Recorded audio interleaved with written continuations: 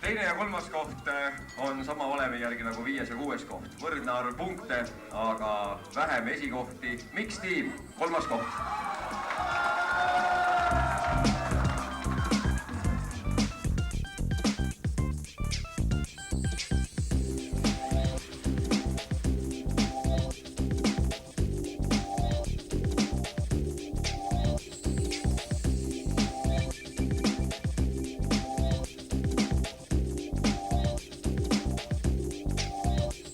Ma tahaks tänada kõiki siin viibijaid ja ka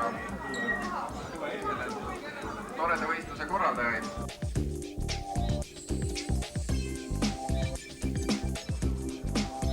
Ja esimese koha omanikud on pidanud kõige kauem ootama.